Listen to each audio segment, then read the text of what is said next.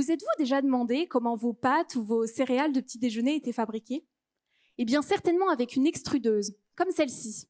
Et l'extrusion, c'est assez magique parce qu'au-delà des pâtes et des céréales que vous connaissez, on peut, accrochez-vous bien, à partir de farine, fabriquer des produits dont la texture ressemble étrangement à celle du poulet.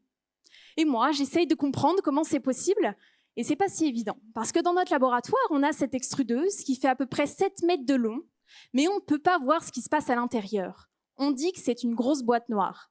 Donc je suis obligée d'imaginer ce qu'il arrive à ma matière quand je la mets dans l'extrudeuse. Bon, moi je commence à la connaître un petit peu, ma matière première. Imaginons que vous êtes ma matière première. Vous êtes donc de la farine.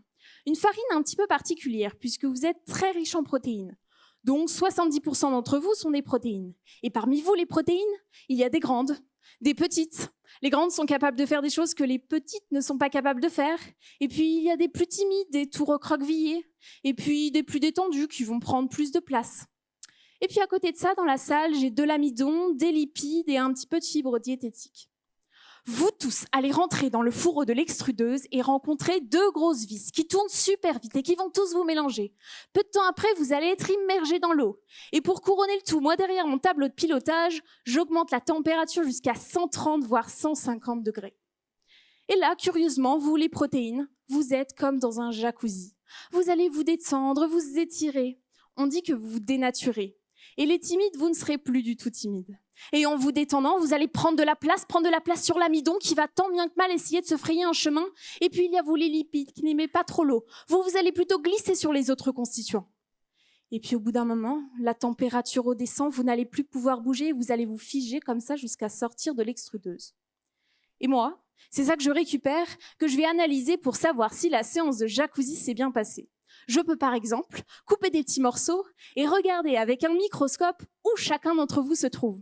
Voir si les protéines, vous vous êtes rapprochés de l'amidon. Voir si les protéines, vous vous êtes tenus la main pour former des fibres qui ressemblent à celles du poulet. Et puis, je peux, avec un texturomètre qui imite la mastication de la bouche, savoir si mon produit est plus ou moins dur, plus ou moins élastique. Et ça, c'est bien utile si je ne veux pas avoir à moi-même goûter mes plus de 100 échantillons. Bon. Tout ce que je vous raconte là, ça fonctionne plutôt bien si vous êtes de la farine de soja ou de blé. Mais si vous êtes de la farine issue d'autres graines, c'est plus compliqué. Vous avez tendance à sortir à toute allure de l'extrudeuse sans même vous tenir la main, vous les protéines. Et en sortie, on est parfois plus proche de la purée que du poulet. Mais je continue d'essayer de comprendre comment tous vous valoriser, peu importe de quelle farine vous provenez. Haricots, lentilles, je vous laisse imaginer.